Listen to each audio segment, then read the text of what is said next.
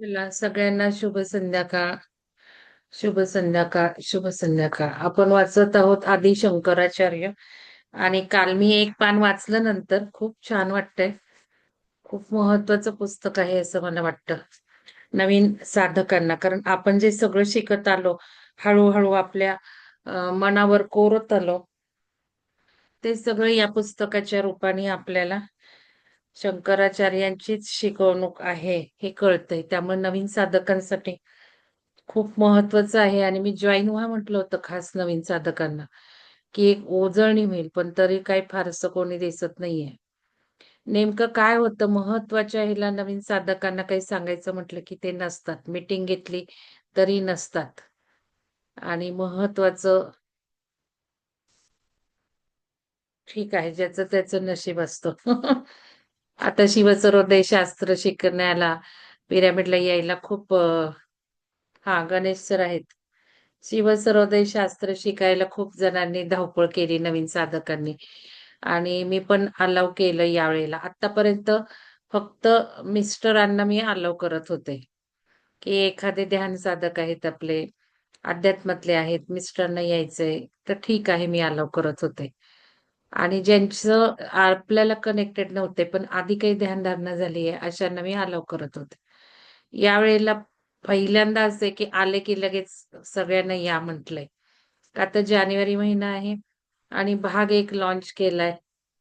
म्हणजे पुढे जायला त्यांना प्रवाहात राहायला एक चान्स मिळेल म्हणून. पण थोडंसं एक चॅलेंज असतं नवीन साधकांना.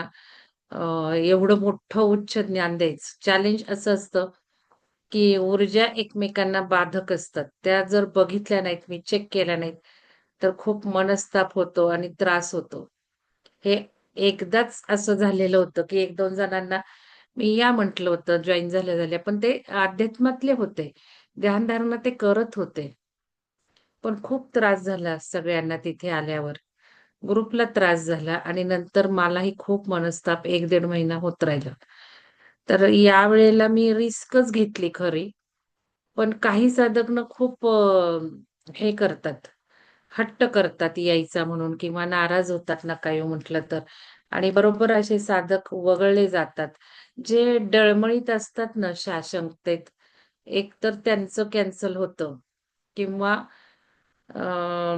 भल्यासाठी का होईना, त्यांचं वायुतत्वात असल्यामुळे त्यांनी न येणंच योग्य असतं. कारण मी सांगितलंय, की तत्व फार महान आहे. खूप मोठ्या चांगल्या गोष्टी करायला आपण जलतत्वात किंवा पृथ्वी तत्वात काम केलं पाहिजे. आणि कुठं पळून जात नाही. पिरॅमिड पण पळून जात नाही, कोर्स पण पळून जात नाही, मी पण पळून जात नाही. आता बघा 4-5 साधकांसाठी मी 26 जानेवारीला घेणार आहे. तर असं काही नाहीये. योग असेल तर होतं.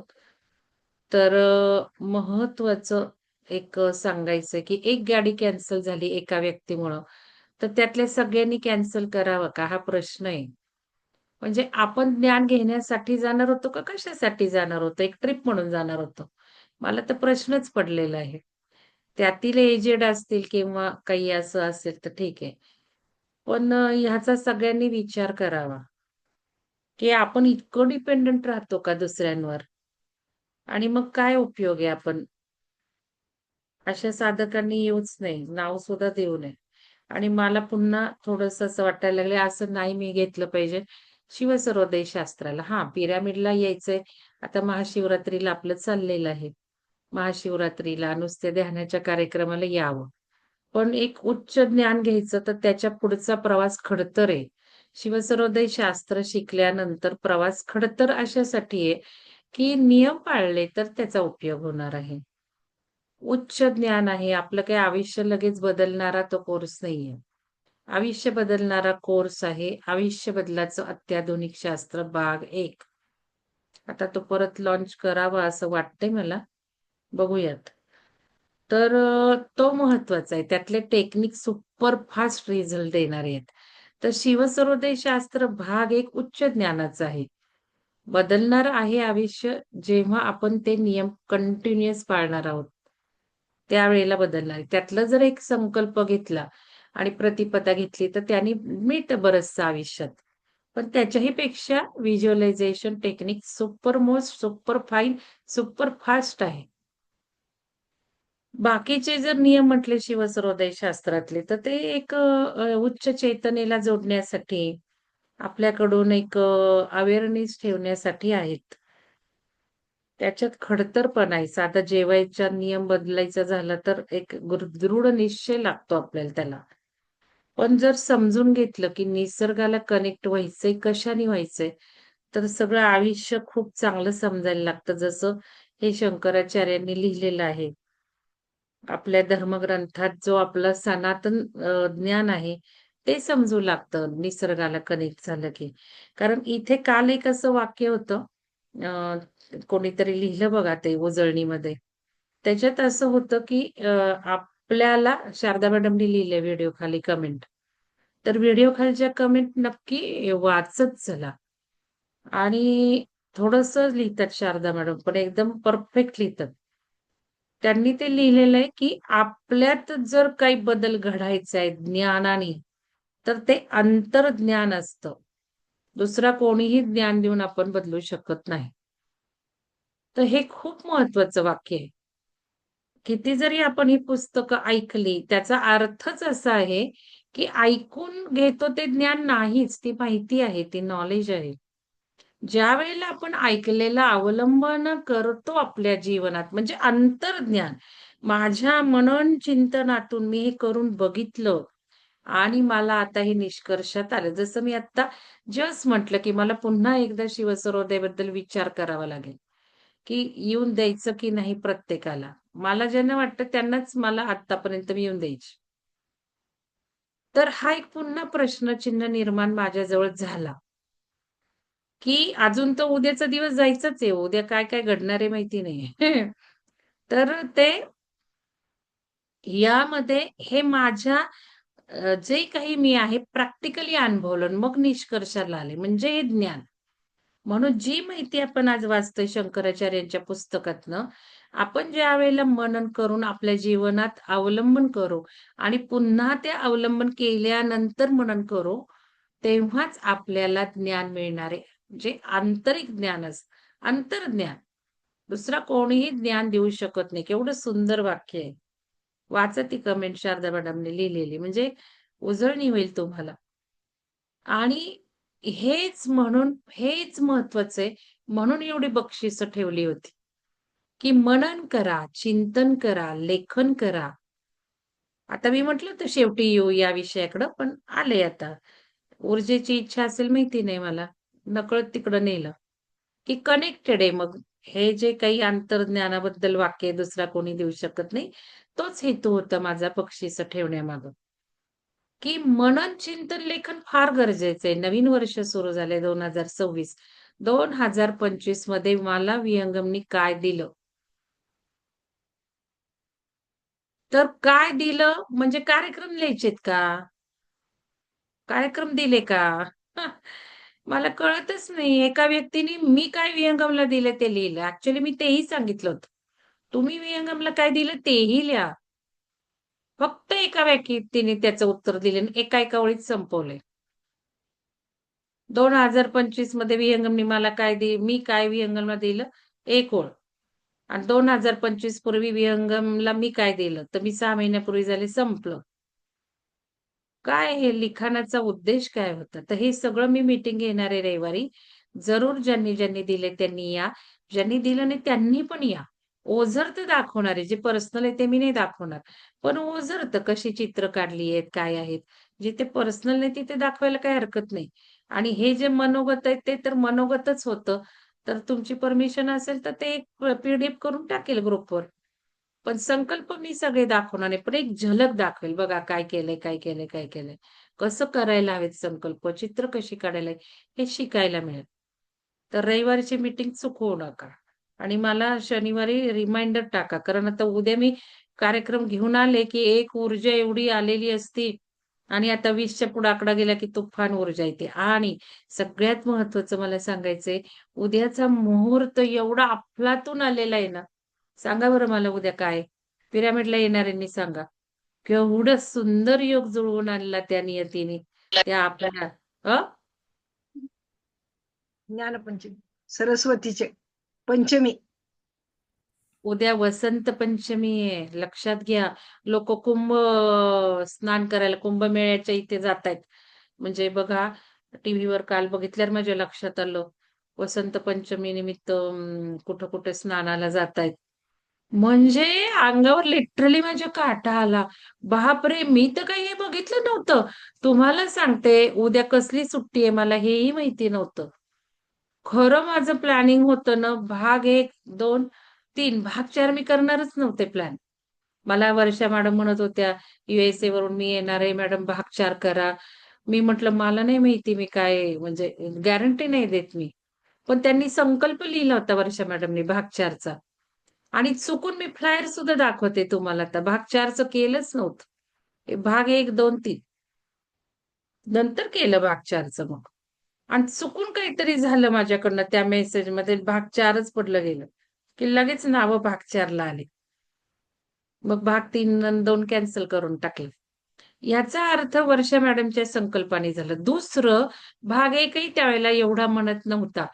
पण भाग 2-3 म्हणत होते. भाग 2-3 तुम्ही जर सुरुवातीला बघितलं असेल तर, की 24, 25, 26 घेऊ. 25, 26ला 24-25ला तर शनिवार रविवार येतोय आणि 26ला 26 जानेवारीची सुट्टी येते असा हिशोब केला होता. 24, 25, 26 मग भाग 1, 2, 3 असं. आणि भाग 3ला 2 दिवस लागतात. तर 1 दिवस मी ऑनलाईन घेईल. असं ते माझं प्लॅनिंग होतं. आणि त्या वर्षा मॅडमच्या संकल्पानेच ते झालं असेल, की भाग 4 नकळत चुकून काहीतरी मेसेजमध्ये माझ्या झाला आणि तिथे लगेच नावं दिली. सुजाता मॅडमनी दिली, त्या वर्षा मॅडमने दिली, सविता धर्माधिकारी मॅडम लगेच संधी घेतली त्यांनी. ती जरी घेतली नसती तरी मी लगेच चूक हे केली असती. आणि मला माहिती होतं वर्षा मॅडम म्हटले त्या, की "हां, मी जानेवारीत येणार." मग म्हटलं जाऊ दे आता ह्यांच्या संकल्पाने झालेलं दिसते. बघू काय होतंय ते. शेवटपर्यंत जातंय, नाही जातंय ते येणाऱ्यांचं असतं. पण मी म्हटलं राहू दे जरा. म्हणून मग मी ते ठेवलं. आणि मग मला कोणीतरी असंच सांगितलं, बहुतेक सुवर्ण खिस्ती मॅडम वगैरे काहीतरी म्हटले असतील. कोणतरी म्हटलं, "मॅडम अहो 23ला पण सुट्टी आहे. कसली तरी आहे." मला अजून उद्या कसली सुट्टी आहे तेच माहिती नाही. आणि फक्त ओझर तर कानावर पडलं, की 23ला सुट्टी म्हणून भाग 1 लॉन्च केला मी. की चला मग 2-3 आणि मग भाग 1 ही होऊन जाईल 23ला. असं करत तो प्लॅन झाला. आणि जसं काल का परवा टीव्हीवर न्यूज दिखली वसंत पंचमी, कुंभस्नान आणि हे गंगा स्नान. बापरे! म्हणजे पिरॅमिडला बरोबर आता हे भाग 2 ज्यांनी घेतलाय शिवसरोदय त्यांना माहितीये, की गंगा स्नान म्हणजे काय आहे? गंगा स्नान म्हणजे पिरॅमिडमध्येच होणार आहे ते. तर केवढं करून घेते ही ऊर्जा, कोणाकडनं तरी दाखवते, 23ला सुट्टी आहे, मी काय प्लॅन करते, एवढा सुंदर योग, वसंत पंचमी आणि काय-काय आहे, अमृत सिंचन आणि हे ते आणि पिरॅमिडमध्ये ध्यान, किती सुंदर बघा. आणि त्यात मी मॅनिफेस्टेशन प्लॅन केले उद्याच्या ध्यानामध्ये, की चला थोडंसं नवीन लोकांना मॅनिफेस्टेशन हे शिकवू. तर हे सुंदर असं आहे. तर या पुस्तकात जे दिलेलं आहे ते आपण मनन चिंतन केलं पाहिजे. सारखं शंकराचार्यांनी, शरश्रींनी सुद्धा मननावर भाष्य केलेलं आहे. म्हणजे हा इंटेन्शन होता माझा 2-3 प्रश्न दिले. 2025 नी विहंगमनी मला काय दिले? कार्यक्रम नाही हो. माझ्यात काय बदल झालाय? मी काय बदलले? हे बघितलं, मनन केलं, तर अजून ती ऊर्जा तुम्हाला घडवणार आहे. हाच नियम आहे. हाच नियम आहे. तुम्ही बघितलं, तुम्ही लिहिलं, तर तो ऊर्जा अजून देणार आहे. आता मी तुम्हाला काय सांगते हे कसं-कसं झालं? 23ला काय झालं? वर्षा मॅडम काय झालं? हे सुद्धा सांगण्यामागे की त्या ऊर्जेला मी सरेंडर होते. बाई, तू घडवून घेतलं ना, कोणाकडनं तरी मला टाकलंस ना, 23ला सुट्टी आहे. केवढा योग जुळला. हा अवेअरनेस ठेवावा लागतो टीव्हीवर बातमी असं, "हां, 23ला हे?" अरे बापरे! ऊर्जेला धन्यवाद तर तिथे दिलेच दिले. पण तुम्हालाही सांगते मी, का सांगते हे? हे असंच आपलं मनन चिंतन पाहिजे आयुष्यातल्या घटनेचं. आणि मग त्या ऊर्जेला नतमस्तक झालं, सरेंडर झालं, बोलून दाखवलं, लिहून दाखवलं, तर असे अनुभव आपल्या आयुष्यात खूप येणार आहे. अंतर्ज्ञान येणार आहे. आयुष्य कसं जातं पुढे ते येणार आहे. चांगल्या-चांगल्या गोष्टी घडणार आहे. करून घेणार आहे ती ऊर्जा. म्हणून 2025 मध्ये विहंगमनी मला काय दिलं? आता सुलक्षणा मॅडमनी एवढी सुंदर वाक्य लिहिली आहे ना, त्या म्हणतात विहंगम म्हणजे विहंगमनी मंगल मॅडमचं शरीर घेतलंय आणि विहंगम मंगल मॅडमच्या शरीराने करून घेते. किती छान. कारण मला मग असं तुम्ही लिहिता, माझं कौतुक करता मला आवडत नाही. मग त्यांना तेही माहिती म्हणून तेच लिहिलं. विहंगम आणि पिरॅमिड म्हणजेच मंगल मॅडम आणि पिरॅमिड कोणीतरी लिहिले अजून. पिरॅमिड हा मंगल मॅडमकडनं करून घेतोय. पिरॅमिडच मंगल मॅडमचं तर्फे करून बरोबर आहे ना ते. कशाला अवतरला तो पिरॅमिड? होती माझी कॅपॅबिलिटी आमची म्हणून अवतरला. तुमचं मनाची इच्छा तुमचं असतं तुम्हालाही अवतरेल ते असं काही नाही. अजून अवतरेल. तर हे म्हणून प्रश्न दिले होते. त्यातले किती जणांनी लिहिलं, नावं माझ्या डायरीत गेलेली आहेत. आपण ते रविवारी बघू. त्यातल्या त्यात कसं लिहायला हवं होतं, हे सगळं मी सांगणार आहे. हाच इंटेन्शन होता. बक्षीस का द्यायचंय? तर बाबा काहीतरी 1-2 व्यक्ती तरी त्या बक्षिसासाठी काहीतरी मोटिव्हेट होतील आणि कोणी वाटेल ते लिहिलंय अहो, वाटेल ते. आणि कितीदा मी या सजेशन्स देते, पण इम्प्रूव्हमेंट काहींची होतच नाही. काही होत नाही. नुसतं वर्णन, वर्णन, वर्णन. हा कार्यक्रम झाला, यांनी घेतला, असं झालं, तसं झालं, तसं झालं. आपण काही रिपोर्ट लिहितोय काय कार्यक्रमांचं? ठीक आहे, हे सगळं रविवारी बघेल मी. तुम्ही लक्षात घ्या, तुम्हाला डायरीत लिहायचंय प्रत्येकाला. तुम्ही मला द्या, नका देऊ, पण हे लिहीत चला. डायरीतलं एक पान जरी तुम्ही लिहिलं, तरी एक 10-20% ऊर्जा तुम्हाला जास्त येणार आहे. तर हे वाक्य महत्वाचं आहे. त्यासाठी आपल्या स्वतःच्या ज्ञानासाठी लिखाण करायला सांगितले. चित्र सुद्धा त्यासाठीच आहे. चित्र काढता, काढता, काढता, काढता कधी ते सबकॉन्शियसमध्ये जाऊन पडणार आहे माहिती नाही. पण ती चित्र सुद्धा अशी काढतात, धाडकन ब्ल्यूने एक लाईन काढतात, संपलं. धाडकन काहीतरी काढायचं झालं. कशाला तुमच्या आयुष्यात काय येणार आहे काय मिळणार आहे? तुम्ही जर असं काही पण काढलं आणि किती पण वेळ एक-एक वाक्यात लिहिलंय त्या व्यक्तीने म्हणजे मला खरंच डोकं फोडावंसं वाटतंय आता. की का दिलं असेल त्या मॅडमनी एक-एक ओळ लिहून मला. क्यू आहे ते क्यू. वाईट वाटून घेऊ नका, पण स्वतःला खूप इम्प्रूव्ह करण्याची गरज आहे, लक्षात घ्या. तर ते पण सांगितलं होतं. तुम्ही विहंगमला काय दिलं हे जरी लिहिलं तरी ग्रो होणार आहे. तुम्हाला रिटर्न्स मिळणार आहे. आणि एकच वाक्यात आपण लिहितो. काय रिटर्न्स मिळणार आहे मग? शंकराचार्य आता स्वानुभवाची दृढता. अज्ञानामुळे आत्मा सीमित वाटतो, परंतु जेव्हा अज्ञानाचा अंधकार दूर होतो, तेव्हा आत्म्याच्या सेल्फ वास्तविक स्वरूपाचे ज्ञान होते. ढग बाजूला होतात, ज्याप्रमाणे सूर्याचे दर्शन होते. आता बघा आजचं सूर्याचं इस्रोनी सगळं डिक्लेअर केलंय. नासानी काय-काय होणार आहे आपण सगळं डिस्कस केलं. सूर्य ब्लास्टिंग सांगितलंय त्यांनी कुठल्याही क्षणाला होऊ शकणार आहे. काय-काय होणार आहे. आता सगळं सायन्स हे बोलायला लागले जे आपण बोलत होतो ते. टाकणार आहे डिस्कशन ग्रुपवर मी. काय म्हणतंय बघा. संपूर्ण प्लॅनेटवर काय होईल सांगता येत नाही. समुद्राचे सुद्धा उकळ्या फुटायला लागल्यात समुद्राच्या आतून.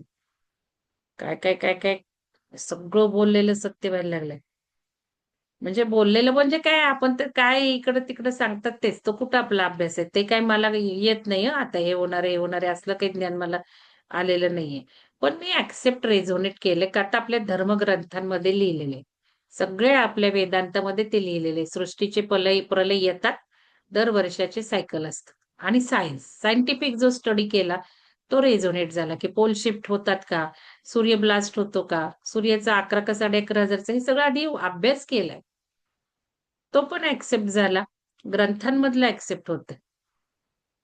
बाकी ते काही मला कळत नाही असं होणार आहे का, तसं होणार आहे का, कधी होणार आहे हे माहिती नाही. पण जे काही आजूबाजूला चाललंय, जे काही आपण डिस्कस केलं ते सगळं होत चाललेलं आहे. गुरुच्या आदेशानुसार वैदिक धर्माचा प्रसार करण्यासाठी शंकराचार्य वाराणसीच्या दिशेने चालू लागले. तिथे गंगा स्नान, ध्यान, समाधी अशी त्यांची दिनचर्या चाले. सायंकाळी ते सत्य साधकांना अद्वैत ब्रह्मतत्वाचा उपदेश करत. काही दिवसातच त्यांचे असाधारण व्याख्यान कौशल्य, अद्भुत प्रतिभा व सौम्य व्यक्तिमत्व यांची चर्चा होऊ लागली. त्यांच्याकडे वेगवेगळ्या मतांचे, वेगवेगळ्या पंथाचे ज्ञाता, पंडित व साधक यांचा राबता सुरू झाला. शंकराचार्य मोठ्या आनंदाने त्यांच्या शंकाचे निरसन करून सर्वांना अद्वैत ब्रह्मज्ञान सांगू लागले. प्राचीन काळापासून वाराणसी धार्मिक व आध्यात्मिक संस्कृतीचे केंद्र मानले जाते. मोठमोठे पंडित, विद्वान तिथे येऊन साधना करण्यात स्वतःला धन्य मानतात. ज्यावेळी शंकराचार्य तिथे पोहोचले त्या काळी सुद्धा शाक्त, शैव, गाणपत्य, जैन, बौद्ध आदी संप्रदायांचे साधक व पंडित तेथे वास्तव करीत होते. लवकरच त्यांचा निवास पवित्र तीर्थक्षेत्रात परावर्तित झाला. काही जण तर आपली प्रतिष्ठा वाढवण्यासाठी शंकराचार्यांबरोबर वादविवाद करण्यासाठी येत. शंकराचार्य मोठ्या संयमाने त्यांचे ऐकत व आपल्या तर्कयुक्त ज्ञानाने त्यांना निरुत्तर करत. अशा प्रकारे शंकराचार्यांनी संपूर्ण भारतभर ज्या वैदिक धर्माचे पुनरुज्जीवन केले त्याचा शुभारंभ काशीपासून झाला. त्यावेळी त्यांचे वय अवघे 12-13 वर्षाचे होते. या बालसन्याशाच्या समोर अहंकारी पराभूत होत, ज्ञानपिपासू स्वतःला धन्य मानत, जिज्ञासू शंकामुक्त होत आणि साधक ज्ञान आत्मसात करण्यासाठी प्रेरणा प्राप्त करत असत. शंकराचार्य सर्व वेद, शास्त्रे तसेच योगविद्येमध्ये पारंगत झाले होते. केवळ ब्रह्म हेच सत्य आहे, बाकी सर्व मिथ्या आहे असे त्यांचे म्हणणे होते. ब्रह्मापासूनच मायेच्या शक्तीची निर्मिती होती, परंतु शुद्ध मूळ ब्रह्मामध्ये शक्तीला काही स्थान नसते हेच परम सत्य आहे. बघा, शक्तीला काही स्थान नाहीये. का? तर ब्रह्मापासूनच मायेच्या शक्तीची निर्मिती होती, परंतु शुद्ध मूळ ब्रह्मामध्ये शक्तीला काही स्थान नसते. हेच परम सत्य आहे. श्रवण, सेवा, भक्ती, भजन, ध्यान याद्वारे जोपर्यंत मन निर्मळ होत नाही, तोपर्यंत हे सत्य अंतर्मनात फलित होत नाही. गहन समाधी अवस्थेत या अद्वैत ब्रह्मज्ञानाचा सर्वाभूती ईश्वरांमध्ये सर्व अनुभव होतो. या पृथ्वी तलावर मायेने भरलेले जीवन जगताना सर्व प्राणी मात्रांविषयी अशी समदृष्टी ठेवण्यासाठी निरंतर अभ्यास करण्याची गरज आहे. यात गुरुकृपेचा फार मोठा वाटा आहे. ईश्वरीय अभिव्यक्ती करण्यासाठी शंकराचार्यांना अनुभवात स्थापित होऊन या संसारात राहणे क्रमप्राप्त होते. म्हणून जणू काही ईश्वराने कृपा केली व त्यांचे ज्ञानचक्षु उघडले. ते सांगत की शक्ती हा निर्गुण ब्रह्माचा गुण आहे, ज्यामुळे सगुण जगताची निर्मिती झाली आहे. या गुणामुळे अरूप असूनही ब्रह्म जीवांच्या रूपात स्वरूप आहे. अद्वैत ज्ञान मानणाऱ्यांच्या अनुनुसार निर्गुण ब्रह्म परमात्मा आहे. तेच द्वैतवादींच्या म्हणण्यानुसार सगुण ईश्वर आहे. आजच्या भाषेत सांगायचे झाले तर सेल्फ ईश्वरच सत्य आहे व त्याच्यापासून प्रकट झालेले जग दिखाऊ सत्य आहे. या जगताच्या मुळाशी तेच एक चैतन्य आहे, ज्याला ईश्वर, अल्ला, गॉड म्हणू शकतो असे सांगितले जाते. की ईश्वराने माणसाला निर्माण केले, परंतु सत्य असे आहे की ईश्वरच माणूस बनून पृथ्वीवर आला आहे. आलं की नाही आपलं तत्वज्ञान? म्हणजे आपण या सगळ्या वेदांतावरूनच घेतलंय तत्वज्ञान, जे रेझोनेट झालंय मला. पण किती सुंदर वाक्य आहे बघा, खूप सुंदर वाक्य आहे. परंतु सत्य आहे की ईश्वरच माणूस बनून पृथ्वीवर आला आहे. म्हणजे आपणच ईश्वर आहोत. आणि मला आज सांगायचे, जे कोणी जोडलं गेलं आज सकाळी ध्यानाला ह्याच्या इथे, त्यांनी काय केलं ते सांगायचे शेवटी नक्की. कारण माझ्या मनात प्रश्न आला की आता हे लोक काय करतील, जरा चेक केलं पाहिजे. जोडायचे ध्यानात म्हणजे काय करणार आहेत एक्झॅक्टली. आता ह्याच वाक्याला अनुसरून घेऊयात आपण.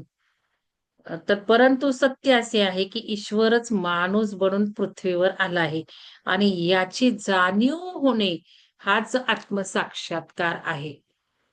आता सांगा मला, काय नाव होतं त्या नवीन मॅडमचं? त्यांना मी सांगितलं होतं, त्या मला म्हणाल्या मी चक्र ध्यानाला नसणार आहे, मी गिरनारला जाणार आहे. काय नाव आहे त्यांचं? अश्विनी लोंढे. अ अश्विनी लोंढे. अश्विनी लोंढे. हा, अश्विनी लोंढे मॅडमनी ज्या वेळेला गिरनारला ध्यानाला जोडण्यास सांगितले, त्यावेळेला काय काय केलं कोणी कोणी सांगा. मी त्यांना म्हटलं होतं मॅडम जरा ग्रुपवर टाकायचं आणि आम्हाला ध्यानाला जोडून घ्यायचं. नूतन मॅडम बोला, काय केलं? मॅडम मी ध्यानाला बसले आणि दत्तगुरूंचं स्मरण केलं आणि म्हणजे असं गुरूंना नमस्कार करून ध्यान चालू केलं माझं, की आपण गिरनारवर गेलोय आणि मंदिरात आपण गेलोय, असं थोडस हे करून. मी काही बरं. बघितलं नाहीये याच्यापेक्षा मंदिर तसं. वेगळं कोणी काय केलं का? वेगळं कोणी काय केलं का याच्यापेक्षा? मॅडम, हा बोला. सुजाता मॅडम बोला. हा सामूहिक चेतना पेरणी केली मॅडम. काय? सामूहिक चेतना. सामूहिक चेतना पेरणी म्हणजे काय केलं? म्हणजे आपण सकाळी ध्यानामध्ये करतो ते दुसऱ्या, सांगा ना, म्हणजे काय केलं एक्झॅक्ट? म्हणजेच आपल्या सर्वांचं दत्तगुरूंच्या माध्यमातून सेल्फ सिक्युअर अँड असेन्शन होत आहे. अजून कोणी सेल्फ वेगळं सिक्युअर केलं? इझी. या पलीकडे अजून कोणी केलं? सुषमा मॅडम बोला. मॅडम, मी कामावर होते आणि मी तिथल्या माझ्या म्हणजे लहान मुलं असतात पेशंट, तर त्यांना प्रेमप्रकाश दिला. कोणाला? लहान मुलांना? तुमच्या कार्यालयातल्या? हो, हॉस्पिटलमध्ये. त्याचा गिरनरचा काही संबंध आहे? तो तो तुम्ही नेहमीच द्यायला पाहिजे. मी तो नेहमीच देते मॅडम, पण आज त्यांनी सांगितलं होतं ना, म्हणून त्या दृष्टिकोनातून मी अरे अजून पण हे केलं. गिरणारचा संबंध इथे कुठे आला मग? हा मॅडम. गिरनारला कनेक्ट अ, व्हायचं होतं ना सुषमा मॅडम. मग गिरनारला हा कनेक्ट मॅडम, कुठे म्हणजे ते आहे? कनेक्शन ठेवूनच हे केलं मॅडम तसं. बर. सुजिता मॅडम बोला. हा, ते गुरुतत्व असल्यामुळं त्या गुरुतत्वामध्ये विलीन होऊन आपण स्वतःच त्या परम ऊर्जेशी कनेक्ट झालेलो आहोत आणि आपण परमप्रिय त्या प्रकाशामध्ये विलीन झालेलो आहोत, असं मी व्हिज्युअलाइज केलं. अजून वेगळं कोणी केलंय का? सुलक्षा मॅडम तुम्ही काय केलं? नाही मॅडम, मी नाही केलं, कारण मी डिस्पेन्सरीत अजून होते तुम्ही काय त्यावेळेस. केलं का? हा, नाही ठीक आहे. प्रज्ञा हिरे मॅडम नंबर घाला की. अजून कोणी काय वेगळं केलं का? मी काय केलं सांगते. मी तर सरळ त्या गिरनारला बसले आणि मी सगळीकडे ऊर्जा फिरवली. बास, मी फिरवली मी. तुम्हाला 1000 वेळा सांगितलं. युरोप फिरले, USA फिरले, सगळीकडे मी देत होते ऊर्जा. आपल्याला जसं सौजता मॅडम म्हटले, सामूहिक चेतना पेरायची आपल्याला. त्या ऊर्जेला आपण आधी प्रोव्होक केलं पाहिजे. जे पिरॅमिड बद्दल शिकवलं, की तुम्ही पिरॅमिडला ऊर्जा देता, म्हणून पिरॅमिड तुम्हाला ऊर्जा देणार आहे. मग मी त्या गिरनार पर्वतावर बसून त्या मॅडम अश्विनी लोंढे मॅडमना कनेक्ट होत झाले आणि पूर्ण आपल्या घराच्या आजूबाजूच्या पृथ्वीला सगळी ती ऊर्जा दिली. आधी तिथे दिली. आधी तिथे बसून तिथे सगळीकडे पसरत पसरत पसरत वलय मोठं मोठं मोठं मोठं करत माझ्यापर्यंत आले. माझ्या भूमीच्या, माझ्या पृथ्वीच्या कोरशी कनेक्ट होऊन तिच्या सगळ्या रिजनला ती ऊर्जा दिली. हे आपण करायचं आहे. ऊर्जा प्रोव्होक करायच्या तिथल्या तिथे ऑलरेडी ऊर्जा आहेत, त्या वाढवून आपल्या सगळ्यांना द्यायच्या. सगळे का जातात गिरनारला? ती ऊर्जा घ्यायला जातात. दिल्याशिवाय मिळतं का आपलं हे तत्वज्ञान आहे? आधी द्यायचं तर मिळणार आहे. मग तिथे काय देतात? फुलं.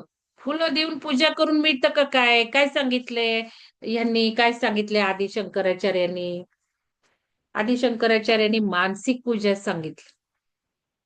फुलं न वाहता, गंध न वाहता मनाने तिथे करा. मनाचा लेयर, बुद्धीचा लेयर, हायर लेवल आहे, शारीरिक नाही. फुलं वाहणं, नारळ वाहणं हे शरीराच्या याच्यावर. मनाच्या लेवलवर पूजा करा. हृदयात तिथे ठेवा. कारण हृदय म्हणजे चौथा चक्र, चौथ्या डायमेन्शन मधनं पूजा करा. मग हे करायची गरज होती. ध्यान केलं ठीक आहे, पण ध्यानातनं त्या ऊर्जेला वाढवून मग सगळीकडे पसरून आपल्यापर्यंत आणायचं होतं. जसं मी अनुजा मॅडमने सांगितलं होतं. अनुजा मॅडम आहेत का? कारण लक्षात ठेवा, अनुजा मॅडम आहेत. अनुजा मॅडम तुम्हाला काय सांगितलं होतं मी? तिथे जाऊन याला हो मॅडम, तुम्ही सांगितलं त्र्यंबकला जाऊन त्र्यंबकेश्वरला काय जाऊन. करायचं सांगितलं होतं? हा, त्र्यंबकेश्वरला जाऊन म्हणजे आत मंदिरात नाही जायचंय, तर ते हा. मंदिराचा जो कळस आहे त्याच्या शिखरावर ती ऊर्जेचा म्हणजे तो पॉइंट आहे, तिथून ते बाहेर बसून त्या शिखराकडे बघून तिथून जी ऊर्जा येते ती आपल्या सगळ्यां म्हणजे त्या आपल्या ग्रुपशी कनेक्ट होऊन त्या ऊर्जेशी कनेक्ट व्हायचंय. मग त्या त्यांना मी मंदिरात आत सांगितलं नाही जायचं. होतं, त्या चांदीच्या शिखरापासून ऊर्जा सगळी असेन्शनची पसरते महाराष्ट्रात. कारण तिथे सगळा तो आधी शिव बसलाय. स्वयंभू आहे त्र्यंबकला. ध्यान नाही करायचं मॅडम, ते ध्यान करायचं ठीक आहे, पण मी काय सांगतेय ते वेगळं सांगतेय. आपण आधी द्यायचं मग घ्यायचं. ध्यान तर पुढची स्टेज आली. ध्यानातनं तुम्ही ऊर्जा काय करणार आहात? घेणार आहात, पण घ्यायच्या आधी काहीतरी केलं पाहिजे ना. तर त्या त्र्यंबकच्या चांदीच्या ह्याच्यावर ऊर्जा घ्यायची, सगळ्या रिजनला तिथे पसरवायची. ध्यानाने ऊर्जा पसरवायची. ध्यान करायचं बरोबर आहे, पण ध्यानाने आपण जे करतो ना, हृदयातून सगळी ऊर्जा जातीये, सगळा वलय पसरवतो, ते ध्यानाने करायचं. आणि मग ती पसरत पसरत आपल्या सगळ्या ग्रुपला येते, असं अनुजा मॅडमने सांगितलं होतं. तसंच गिरनारला मी केलेलं तुम्ही तसं करणं अपेक्षित होतं. घ्यायच्या आधी देऊन, तिथल्या रिजनला देऊन, तिथनं ती ऊर्जा सगळीकडे पसरत पसरत पसरत आपण आणायची.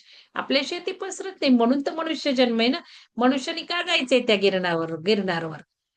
कारण ध्यानानेच ती ऊर्जा, जसं झाडं झाडं ती सूर्याची ऊर्जा घेतात आणि मुळातून पृथ्वीला घेतात, मुळातून पृथ्वीला देतात, आपल्याला देतात. वनस्पती खातो आपण, भाजीपाला खातो, म्हणजे काय करतो?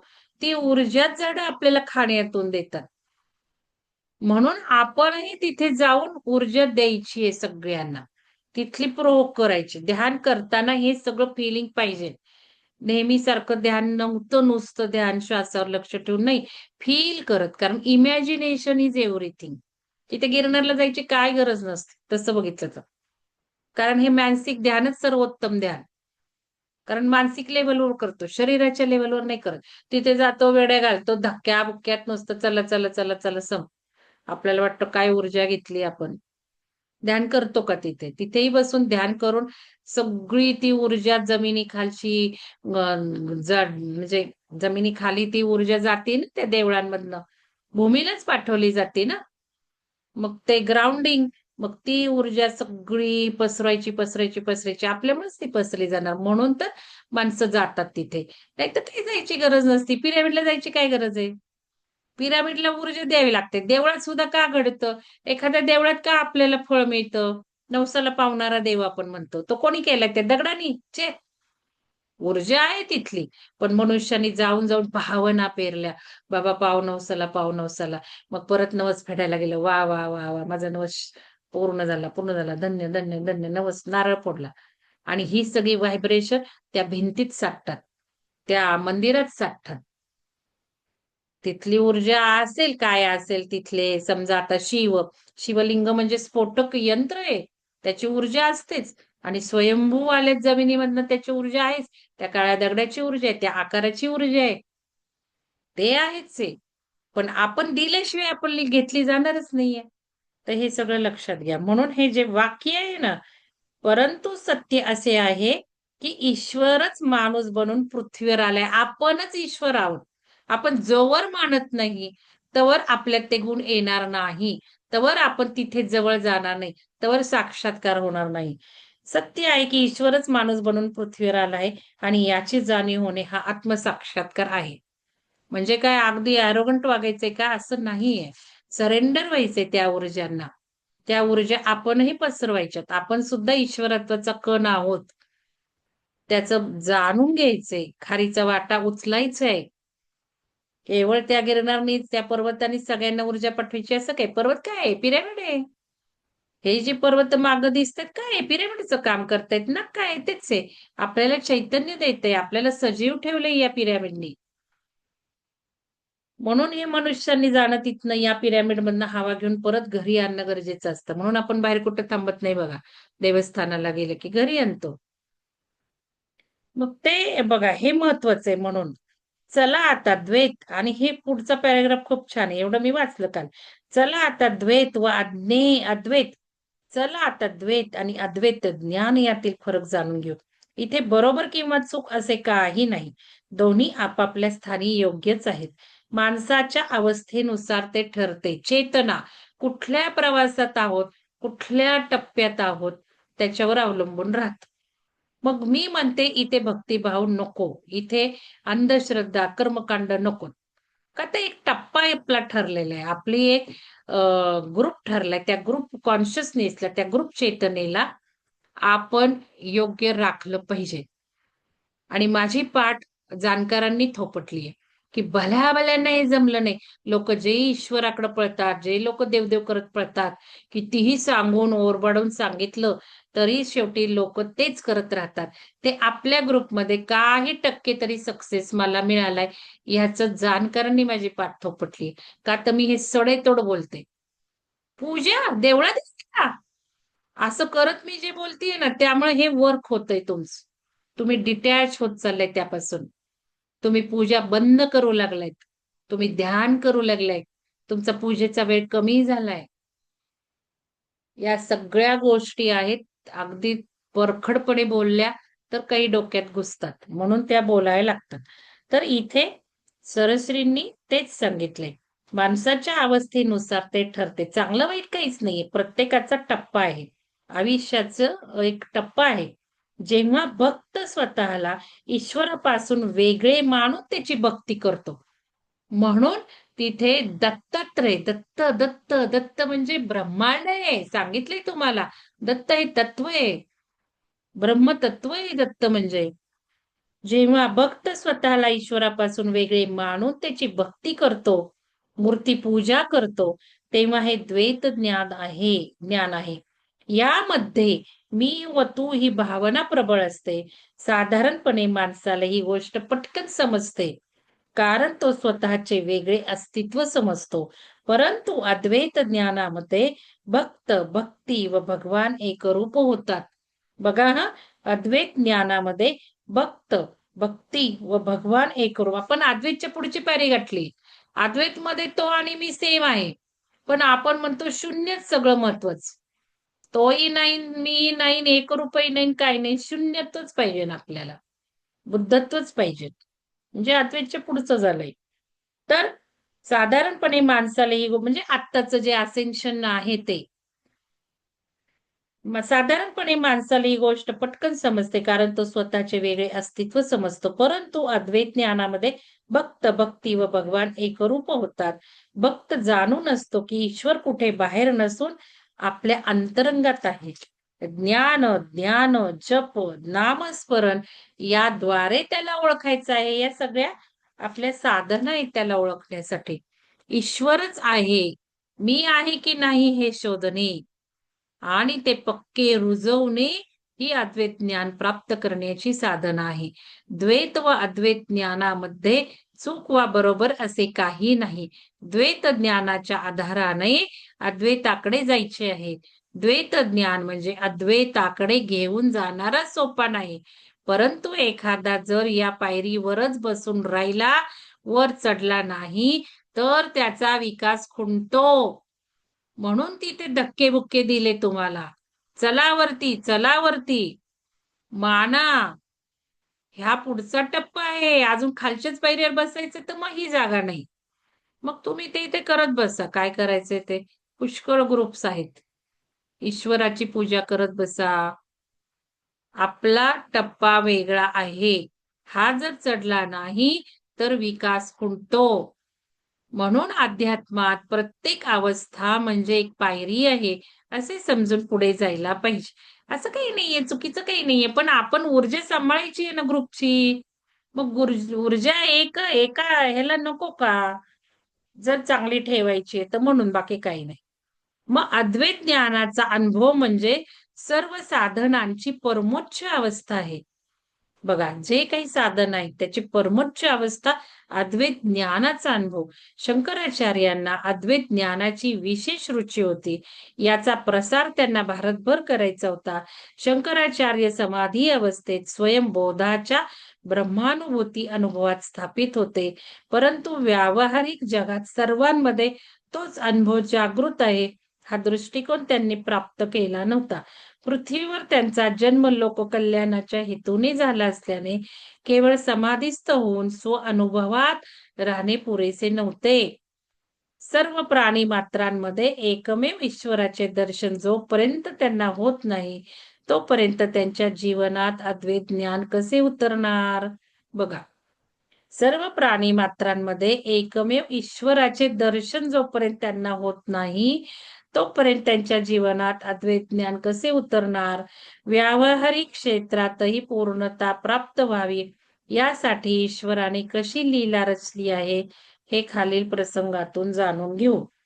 एके दिवशी शंकराचार्य स्नानासाठी घाटाकडे निघाले.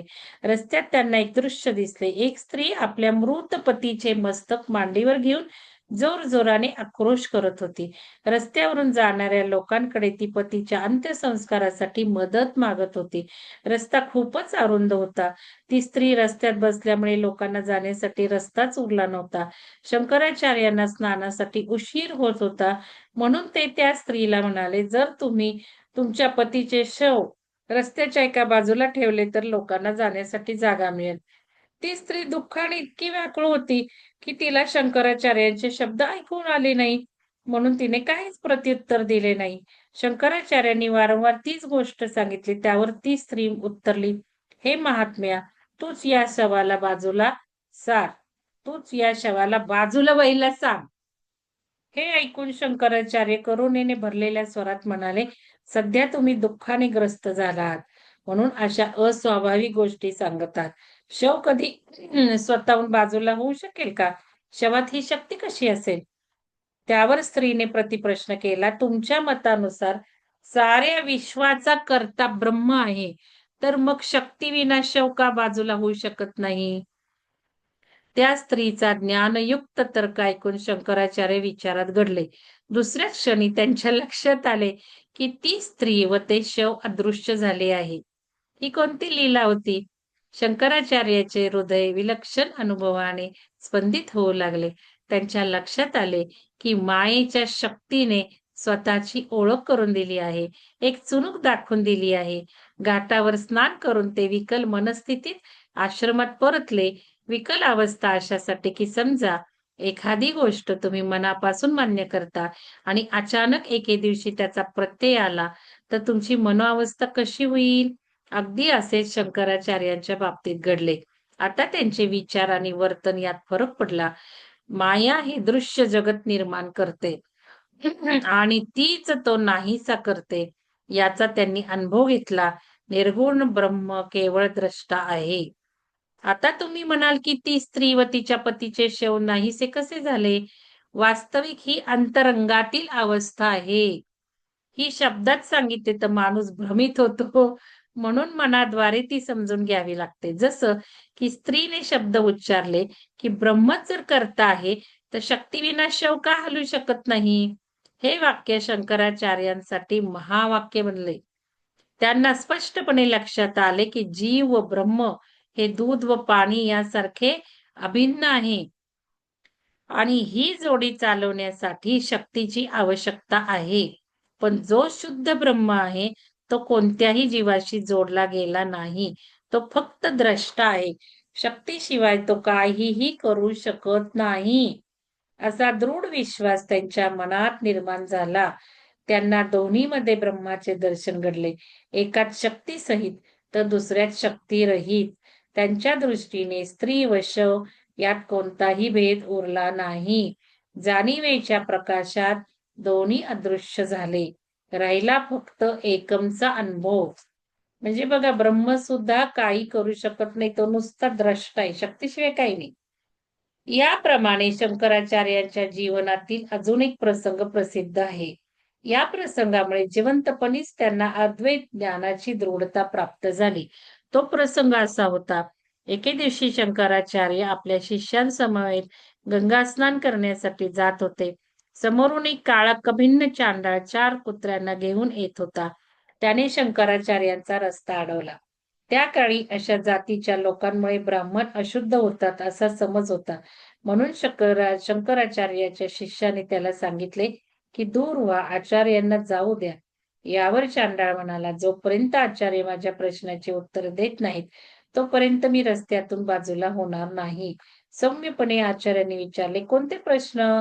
क्रोधाने ग्रस्त झालेल्या चांडाळाने विचारले, हे महात्मा, आपण आम्हाला दूर व्हायला सांगत आहात, तुम्ही कोणाला दूर व्हायला सांगत आहात? माझ्या शरीराला की या शरीरात विद्यमान असलेल्या माझ्या आत्म्याला? प्रत्येक माणसाचे शरीर अन्नावर पोसले जाते. जर तुमच्या व माझ्या शरीरात काय फरक आहे?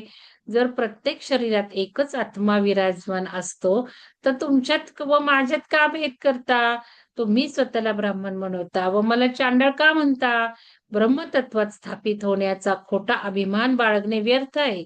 तात्विक दृष्ट्या ब्राह्मण व चांडाळ यांच्यात फरक तो काय? चंद्राचं प्रतिबिंब चिखलाच्या पाण्यात पडो वा गंगाजलात, चंद्र तर तोच असतो ना. हेच आपले ब्रह्मज्ञान आहे का?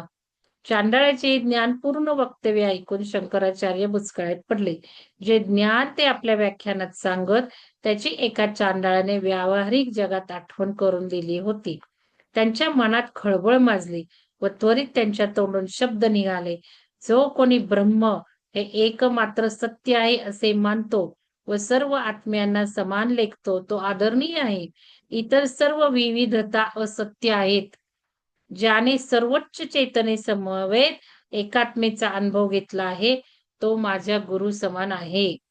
या प्रसंगात पुढे सांगितले आहे की चांडाळ अचानक अदृश्य झाला व त्याच्या जागी साक्षात शिव प्रकट झाले. प्रसन्न होऊन शंकराचार्यांना म्हणाले, मला तुमच्याद्वारे जगात वैदिक धर्माचा प्रसार करायचा आहे. यासाठी तुम्ही व्यासकृत ब्रह्मसूत्रावर भाष्य करा. शंकराचार्य दुप्पट उत्साहाने ईश्वरीय कार्य करू लागले. या प्रसंगावरून आपण बोध घ्यायला हवा की आपल्या जीवनात घडणाऱ्या घटना सुद्धा आपल्याला सजग करण्यासाठी असतात, परंतु आपण भानावर येतो का? जर आपण अध्यात्म मार्ग स्वीकारला तर आपली जबाबदारी आणखी वाढते. जात पात साक्षर निरक्षर मुलगा मुलगी असा भेदभाव करताना त्यांच्यात विद्यमान असलेल्या ईश्वराचे दर्शन होते का? जवळच्या नातलगाच्या मृत्यू समयी कधी मनात विचार येतात का? मृत्यू म्हणजे काय? मृत माणसाची माझे काय नाते होते? मी कोण आहे? ही घटना मला शिव व शव यांचे ज्ञान करून देते का? हे प्रश्न तुमच्या आध्यात्मिक यात्रेला गती देऊ शकतात. पुढील भागात शंकराचार्यांचे प्रमुख शिष्य सनंदनच्या भेटीचा प्रसंग जाणून घेऊ. सनंदन आपल्या गुरुभक्ती व समर्पण भावनेमुळे त्यांचे प्रिय शिष्य बनले. सनंदन म्हणजे पद्मपाद ची दीक्षा. कोणाला काय विचारायचं का? इथवर काही शंका आहे का?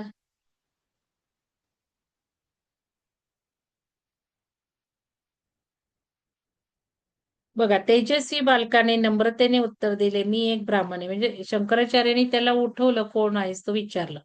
मी एक ब्राह्मण आहे, माझे नाव सनंदन आहे. मी उत्तर प्रदेशातून आलो आहे. हा प्रदेश कावेरी नदीच्या पवित्र जलाने पावन झाला आहे. या जलाचा स्पर्श होताच मनात भक्तिभाव जागतात. ऋषी महात्म्यांचे दर्शन व्हावे या हेतूने मी येथे आलो आहे. या मायावी मायेचा सागर पार व्हावा अशी माझी इच्छा आहे. हे गुरुदेव, मी आपल्याला शरण आलो आहे. माझ्या गुणदोषांसहित माझा स्वीकार करा. सारे जग काम क्रोध लोभ मोह यासारख्या विकारांच्या बंधनात बांधले गेले आहे. माझे मन या विकारातून मुक्त व्हावे अशी माझी इच्छा आहे. आत्मसाक्षात्कार प्राप्त करून चिरंतन आनंदात रमावे असे मला वाटते. तुम्हीच माझे आराध्य गुरु आहात.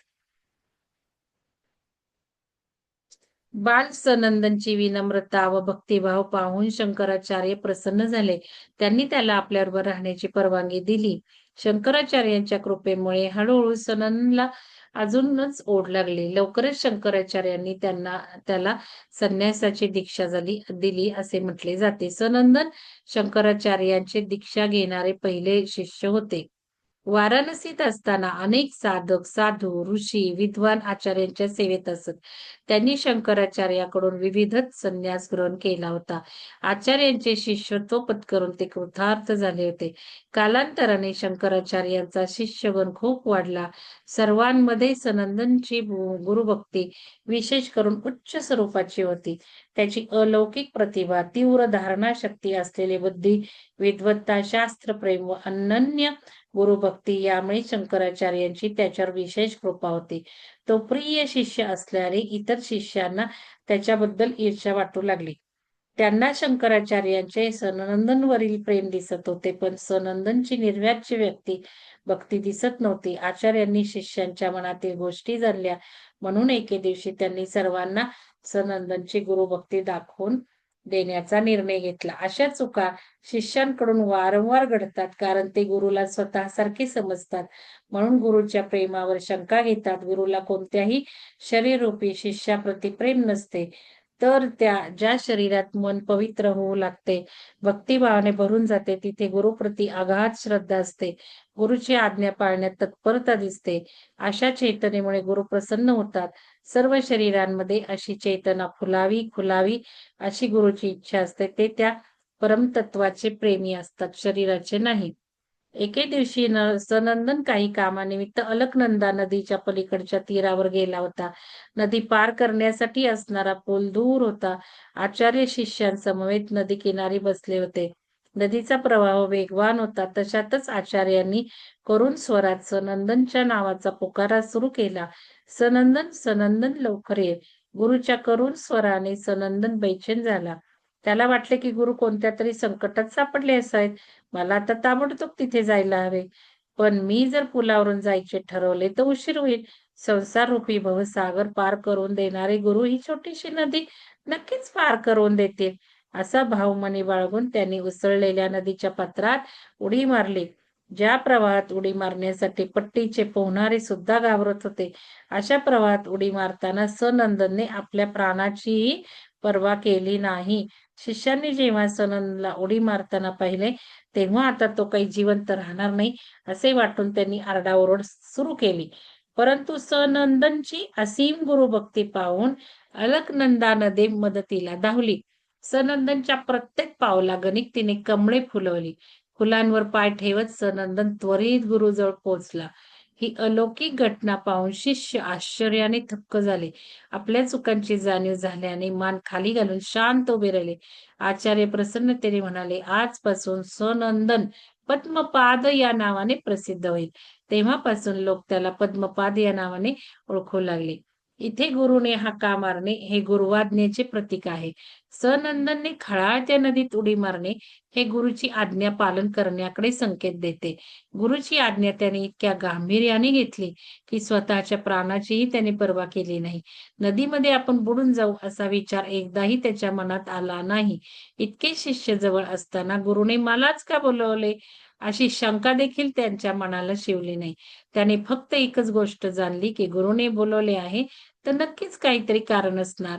जेव्हा निशंक व समर्पित मनाने एखादे कार्य केले, तेव्हा नियतीही चहूबाजूने मदत करण्यास सिद्ध होते. बघा किती सुंदर वाक्य आहे. जेव्हा निशंक व समर्पित मनाने एखादे कार्य केले, म्हणून ज्यावेळेला आपण आपलं टेक्निक करतो त्याला शंका मनात असून चालत नाही. अशा द्विधा मनस्थितीत तुम्ही टेक्निक करायला बसायचंच नाही, हे मी सांगितलेलं आहे. थोडी शंका वाटते, दृढ पॉझिटिव्हनेस आला नाही तर टेक्निक करायचं नाही. कारण एकदा निगेटिव्हिटी तुम्ही टेक्निक केलं की होत नसतं ते. त्यामुळं महत्वाचं हे पण लक्षात घ्यायचं. जेव्हा निशंक व समर्पित मनाने एखादे कार्य केले जाते, तेव्हा नियतीही चहूबाजूने मदत करण्यास सिद्ध होते. माणसातील सुप्त शक्ती जागृत होऊ शकतात. अशक्य वाटणाऱ्या गोष्टी शक्य होतात. नदीत कमळे फुलली किंवा नदीचा प्रवाह शांत झाला, या गोष्टी तेजस्थानातून अंतःकरणातून झालेल्या मदतीकडे निर्देश करतात. शंकराचार्यांनी सनंदच्या निमित्ताने आपल्या सर्व शिष्यांना अंतरंगातील गुरुची जाणीव करून दिली. हा भवसागर पार करण्यासाठी गुरुकृपा हा एकमेव उपाय आहे. ही गोष्ट शिष्यांना सांगण्यासाठी गुरुने सनंदनला निमित्त ठरवले, कारण आचार्यांना सनंदनच्या दृढ विश्वासावर विश्वास होता. या विश्वासापोटी त्याने वेगवान नदीत उडी घेतली. प्रगाढ विश्वास व गुरुप्रेम याचा परिणाम म्हणून सनंदन सुखरूप किनाऱ्यावर आला. त्याच्या अंतरंगातील कमलपुष्प उमलले व तो तेजस्थानावर स्थापित झाला. वास्तविक गुरु एखाद्या शरीराचे नाव नाही. मी म्हणणारच होते, गुरु एखाद्या शरीराचे नाव नाही, तर प्रत्येक शरीरात जी चेतना शक्ती वास करते ती गुरु आहे. ही शक्ती मनातील विकारांनी झुकलेली अशी सुप्तावस्थेत असते. बघा, ही शक्ती मनातील विकारांनी झाकलेली अशी सुप्तावस्थेत असते. निर्मळ, प्रेमळ, आज्ञाकारी व निश्चल मनात ती प्रकाशमान होते. निर्मळ, प्रेमळ, आज्ञाकारी व निश्चल मनात. आलं की नाही? निर्मळ मन, निश्चल मन, बाकी सब मिट्टी है. बघा, म्हणून ज्यांनी उशिरा नावं दिली शिवसुहृदयला ते आपोआप कॅन्सल झालेले आहेत. ऊर्जा पोचू देणार नाही. पायरीवर आलेला माणूस सुद्धा पिरॅमिड मध्ये पोचणार नाही. लक्षात घ्या. म्हणून निर्मल, निश्चल मन पाहिजे. निर्मळ, प्रेमळ, आज्ञाकारी व निश्चल मनात ती प्रकाशमान होते. ही शक्ती ओळखून त्यावर दृढ राहिला पाहिजे. शिष्यांना आपली चूक उमगली. त्यांनी आचार्यांची क्षमा मागितली. शिष्यांना आशीर्वाद देऊन ते म्हणाले, तुम्ही सर्वजण पद्मपादच्या भक्तीचे अनुकरण करा, तरच तुमचे मानवी जीवन सार्थकी लागेल. खूप काही छोट्या छोट्या वाक्यातनं शिकण्यासारखं आहे. आपण मननचिंतन करत आहोत का? आपण काही पॉइंट लिहित आहोत का? का आपण नुसतंच ऐकत आहोत? कोण लिहिलं? एखादा शब्द कोणी लिहिला का? मला सांगेल काय? का नुसतं ऐकत आहात तुम्ही? एखादं कोणी लिहिलंय का? का पडल्या पडल्या ऐकत आहात? लिहिलं ना मॅडम. ईश्वरच लिहिलंय? माणूस बनून पृथ्वीवर आला आहे. म्हणजे आपण अच्छा. आपणच ईश्वर आहोत. म्हणजे तो आत्मसाक्षार होणं गरजेचं आहे. हे सुरुवातीचं पहिलं एक महत्वाचं होतं. छान. अजून कोणी काही लिहिलं का? ठीक आहे, आता भाग 12वा. ब्रह्मसूत्र भाष्य रचना व वेदव्यासांची भेट. आत्मसंयम म्हणजे काय? नजरेला व्यावहारिक व लौकिक गोष्टीकडे आकर्षित होऊ न देणे व बाह्य शक्तींपासून दूर राहणे. आत्मसंयम म्हणजे काय? नजरेला व्यावहारिक व लौकिक गोष्टीकडे आकर्षित होऊ न देणे व बाह्य शक्तींपासून दूर राहणे. बघा, किती सुंदर आहे ना आत्मसंयम. 12 वर्षाचे बालसन्यासी शंकराचार्य आपल्या शिष्यांसमवेत पुढच्या यात्रेसाठी हिमालयाकडे निघाले. हरिद्वार, ऋषिकेश, रुद्रप्रयाग, नंदप्रयाग या हिमालयातील प्रसिद्ध तीर्थक्षेत्रांवर जाऊन त्यांनी लोकांना वैदिक धर्म पालन करण्याचा उपदेश केला. त्याचप्रमाणे या सर्व ठिकाणांचे स्थान महात्म्य जगासमोर आणले. आपल्या ज्ञानपूर्ण वाणीने त्यांनी लोकांना पूजा अर्चा करण्यासाठी उद्युक्त केले. काही स्थानांवर तांत्रिक लोकांची सत्ता आहे हे त्यांच्या निदर्शनास आले व त्या काळी देवी समोर नरबळी देण्याची प्रथा होती. असे करण्याने देवी प्रसन्न होते अशी तेथील लोकांची समजूत होती. कधी अज्ञानवश तर कधी स्वार्थ लोलुप होऊन या प्रथा सुरू होत्या. अशातच शंकराचार्यांनी तेथील तांत्रिकांना शास्त्रार्थासाठी आव्हान दिले. धर्माची यथार्थ व्याख्या सांगून लोकांच्या मनातील भ्रमाचे व अज्ञानाचे त्यांनी निराकरण केले. अशा प्रकारे चांगुलपणा व सत्यता यांचा विजय झाला व त्यांनी नरबळी सारख्या भयंकर प्रथेपासून लोकांना मुक्त केले. तेथून ते बद्रीनाथला गेले. तेथील व्यास आश्रमात त्यांनी काही काळ वास्तव्य केले. तो आश्रम एखाद्या मोठ्या गुहेप्रमाणे होता. त्यांच्या चहूबाजूला बर्फ पसरले होते. तिथे काही काळ त्यांनी गहन अध्ययनात घालवला व या ठिकाणीच त्यांनी ब्रह्मसूत्राच्या भाष्य रचनेचे महान कार्य सुरू केले. मी काल जरा बघितलं की ब्रह्मसूत्र वगैरे घेऊन बघू, पण फार मोठाले ते ब्रह्मसूत्र सगळे हिंदीतलेच मला दिसले. मराठीतले नाही. कोणाजवळ असेल तर मला द्या लिंक. मराठीतलं ब्रह्मसूत्र मला काही काल सापडलं नाही. आता बघते परत. ब्रह्मसूत्राच्या बाह्य रचनेचे महान कार्य सुरू केले. दररोज ते भाष्य रचना करत शिष्यांनाही शिकवत. भाष्य रचना करण्यासाठी हिमालयातील एका गुहेमध्ये शंकराचार्य राहत असल्याचे कळल्यानंतर वेगवेगळ्या संप्रदायातील पंडित साधक तिथे गर्दी करू लागले. भाष्य रचना करण्याबरोबर ते शिष्यांना योग साधनाही शिकवत. अशा प्रकारे भाष्य रचना, शास्त्र शिक्षण व योग साधना शिकण्यामुळे सर्वांच्या चैतन्याचा स्तर उंचावू लागला होता. या काळात ब्रह्मसूत्राखेरीज इतर अनेक ग्रंथांची भाष्य रचनाही त्यांनी पूर्ण केली. हे सर्व ज्ञान ते शिष्यांनाही देत होते. त्याचबरोबर वेगवेगळ्या साधनांद्वारे शिष्यांच्या आध्यात्मिक जीवनाला पूर्ण देण्याचा प्रयत्नही सुरू होता. हे कार्य पूर्ण होण्यासाठी 4 वर्षाचा कालावधी लागला. शंकराचार्यांच्या अलौकिक जीवनाची चर्चा दूरवर होऊ लागली. अनेक विद्वान ब्राह्मण व इतर श्रेणीचे लोक त्यांचे अनुयायी झाले. भाष्य रचनेचा प्रचार करणे हे त्यांचे पुढचे उद्दिष्ट होते. मधल्या काळात ज्योतिर्धर्माचे राजा त्यांचे अनुयायी झाले. त्यांनी या कार्याची जबाबदारी स्वीकारली. भाष्य ग्रंथ अनेक भाषेत तयार करण्यासाठी त्यांनी अनेक पंडितांना नियुक्त केले. अशा प्रकारे हिमालयातील अनेक दुर्गम प्रदेश व तीर्थस्थानाच्या यात्रा करून ते आपल्या शिष्यांसमेत पुन्हा काशीस जाण्यास निघाले. काशीस पोहोचल्यावर ते खूप प्रसन्न झाले. आता त्यांनी 16व्या वर्षात पदार्पण केले होते. भविष्यवाणीनुसार त्यांचे आयुष्य संपत आले होते. जे दैवी कार्य करण्यासाठी त्यांचा जन्म झाला होता ती कार्य पूर्ण झाली होती. ते आता अधिक काळ समाधीस्थ राहू लागले. तहान भूक सर्व काही विसरून गेले.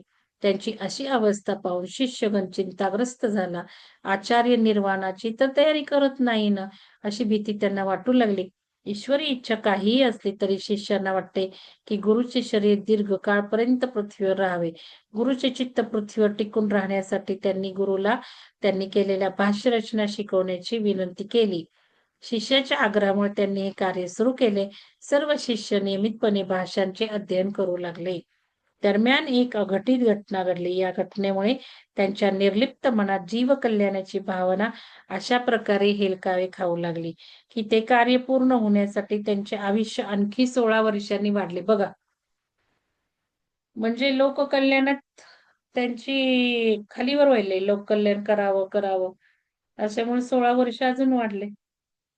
आणि कोणामुळे झाले? शिष्यांच्या आग्रहामुळं. जेव्हा माणूस नियतीशी ताळमेळ ठेवून ईश्वरी कार्याची अभिव्यक्ती करतो तेव्हा आश्चर्य घडते. ती घटना याप्रमाणे. तर काय घटना दिली बघा. एके दिवशी सकाळी आचार्य शिष्यांना काही शिकवत होते. तितक्यात एक वृद्ध ब्राह्मण तेथे आला. त्याने शिष्यांना विचारले, असं ऐकलं आहे की इथे एक संन्यासी ब्रह्मसूत्र भाष्य शिकवतो. ते कुठे आहेत हे तुम्ही सांगू शकाल का? हे ऐकून तिथे असलेल्या एका शिष्याने शंकराचार्यांकडे निर्देश करत म्हटले, जे आम्हाला आता शिकवत आहेत ते गुरु शंकराचार्य आहेत. यांना सर्व शास्त्रे मुखोद्गत आहेत. यांनीच ब्रह्मसूत्र भाष्य रचना केली आहे. ब्राह्मणाने शंकराचार्यांकडे पाहिले व विचारले, तुम्ही ब्रह्मसूत्राचे भाष्यकार आहात असे हे शिष्य सांगत आहात. तर मला सांगाल का 3ऱ्या अध्यायाच्या पहिल्या भागातील प्रथम सूत्राचा अर्थ काय आहे? शंकराचार्यांनी हात जोडून नम्रतेने उत्तर दिले, ज्या पंडितांना या सूत्रांचे अर्थ माहीत आहे त्या सर्वांना माझा नमस्कार आहे. सूत्राचे ज्ञान असण्याचा मला अजिबात अभिमान नाही. तुमच्या प्रश्नाचे उत्तर आता मी देतो. एक प्रसिद्ध सुविचार आहे, विद्या विनयन शोभते, म्हणजे विद्या नम्रतेमुळे शोभून दिसते. ज्ञानी माणूस नम्र असला पाहिजे. ज्ञान व नम्रता यांचा योग हा उत्तम योग आहे. जो खरा ज्ञानी असतो तो नम्रही असतो व नम्रतेबरोबर अनेक गुणांनी युक्त असतो. त्याच्यामध्ये दया, करुणा, मदत करण्याची वृत्ती असे अनेक गुण असतात. त्यामुळे समाजाचे कल्याण होते. परंतु कधी कधी विद्या आली की अहंकार वाढतो व तो माणसाला भ्रष्ट करतो. शंकराचार्य ज्ञानी तर होतेच, पण त्याचबरोबर त्यांच्यात विनम्रताही होती. म्हणून त्यांनी ब्राह्मणाला प्रतिप्रश्न केला नाही की तुम्ही कोण मला विचारणारे किंवा मी का तुमच्या प्रश्नाचे उत्तर देऊ. या उलट त्यांनी सूत्राचा अर्थ जाणणाऱ्यांना वंदन केले. लक्षात घ्या की त्यांच्यात नम्रतेचा स्तर किती उच्च होता. त्यानंतर शंकराचार्यांनी ब्राह्मणाने विचारलेल्या प्रश्नाचे अचूक उत्तर दिले. ब्राह्मणाने मध्येच थांबत त्यांना प्रश्न विचारला. शंकराचार्यांनी त्याचेही यथायोग्य उत्तर दिले. याची पुनरावृत्ती सतत होत राहिली. ब्राह्मण एकामागून एक असे अनेक प्रश्न विचारत राहिला आणि शंकराचार्य तेवढ्याच संयमाने प्रत्येक प्रश्नाचे उत्तर देत राहिले. यावरून त्यांचा अजून एक गुण घेण्यासारखा आहे, तो म्हणजे संयम. प्रश्नामागून प्रश्नांचा बडीमार होत असतानाही ते शांतपणे सर्व प्रश्नांची उत्तर देत होते. अशा प्रकारे संवादात ब्रह्मसूत्र, 4ही वेद, विविध शस्त्रे यावर चर्चा सुरू झाली. दोघांची असाधारण विद्वत्ता, बुद्धी कौशल्य, स्मरणशक्ती व परिपक्व विचार पाहून शिष्य आश्चर्यचकित झाले. त्यांना त्यांच्या गुरुच्या प्रतिभेचे व विद्वत्तेचे दर्शन घडले. सत्य शेवटी ब्राह्मण म्हणाला, आजचा शास्त्राचा इथेच थांबू, उद्या पुन्हा चर्चा करू. दुसऱ्या दिवशी ब्राह्मण योग्य वेळी आला व पुन्हा दोघांमध्ये गंभीर चर्चा सुरू झाली. ब्राह्मणाने खूप कठीण प्रश्न विचारले. शंकराचार्यांनी शांतपणे सर्व प्रश्नांची समाधानकारक उत्तरे दिली. ब्राह्मणाच्या प्रश्नांना अंत नव्हता, पण शंकराचार्यही काही कमी नव्हते. अशा प्रकारे 7 दिवस असा शास्त्रार्थ सुरू होता. 7व्या दिवशी ब्राह्मण निघून गेल्यावर शंकराचार्याने पद्मपादने विचारले, हा ब्राह्मण कोण होता? याला वेदांताच्या गूढ तत्वाचे ज्ञान आहे, अशी प्रतिभा, बुद्धी व विचारशक्ती महर्षी वेदव्यासांखेरीज कोणामध्ये आहे? वेश बदलून महर्षी वेदव्यास तर आले नव्हते. पद्मपादच्या प्रश्नाला उत्तर देत शंकराचार्य हसून म्हटले, तुझा अंदाज बरोबर आहे. मलाही वाटतं की ते वेदव्यासच होते. उद्या जेव्हा ते पुन्हा येतील तेव्हा आपण त्यांना विचारू. दुसऱ्या दिवशी ब्राह्मण सकाळीच येऊन बसला. त्यांनी शंकराचार्यांना एक अवघड प्रश्न विचारला. शंकराचार्यांनी ब्राह्मणाचे पाय धरले व म्हणाले, मी तुमच्या प्रश्नाचे उत्तर नक्की देईन, परंतु माझी नम्र विनंती आहे की तुम्ही कोण आहात ते मला सांगा. आम्हा सर्वांना वाटतं की तुम्ही साक्षात महर्षी वेदव्यास आहात व एखादं ईश्वरी कार्य पार पाडण्यासाठी ब्राह्मणाचा वेश धारण करून तुम्ही आलात. जर ही गोष्ट खरी असेल तर आदि गुरुच्या चरण स्पर्शाने मी धन्य होईल. शंकराचार्यांचा प्रश्न ऐकून मंद स्मित करत ब्राह्मण उत्तरला, तुमचा अनुमान बरोबर आहे. शंकराचार्यांनी दिलेल्या उत्तराने ते प्रसन्न झाले व त्यांनी शंकराचार्यांच्या डोक्यावर हात ठेवून आशीर्वाद दिला. शंकराचार्य आनंदाने विभोर झाले. त्वरित वेदव्यासांचे पाय धरून त्यांची प्रार्थना करू लागले, हे ऋषीवर, जीव कल्याणासाठी तुमचे जे अमूल्य योगदान आहे त्याचे सर्वांना सतत स्मरण राहील. तुम्ही अष्टादश पुराण, महापुराण तसेच उपपुराणांचे संकलन केले आहे. वेदांचे 4 भाग केले आहेत. तुम्हाला या जगातील अज्ञात असे काही नाही. महाभारताची रचना करून युगानुयुगे तुम्ही मानव कल्याण साधले आहे. तुमचा महिमा अपार आहे. तुम्ही अद्भुत आहात. आमचे आदिगुरु आहात. आचार्यांच्या स्तुतीपर वक्तव्यातील खरा भाव पाहून महर्षी प्रसन्न झाले. ते म्हणाले, शंकर, तुझ्या विद्वत्तेने मी खूप आनंदित झालो आहे. तुझ्याशिवाय इतर कोणीही माझ्या प्रश्नांची उत्तरे देऊ शकणार नाही. माझ्या सूत्रांवर तू भाष्य लिहिले आहेस. हे ऐकून मी तुला भेटण्यासाठी आलो आहे. मला माहित होतं की प्रत्यक्ष भगवान शंकर तुझे रूप घेऊन माझ्या सूत्रांची भाष्य रचना करतील. इथे लक्षात घेण्यासारखे आहे की वेदव्यास रचित ब्रह्मसूत्र हे खुद्द ईश्वराने म्हणजे सेल्फ वेदव्यासांच्या शरीराचे माध्यम बनवून लिहिले होते. खुद्द ईश्वराने लिहिलंय, बघितलं ना.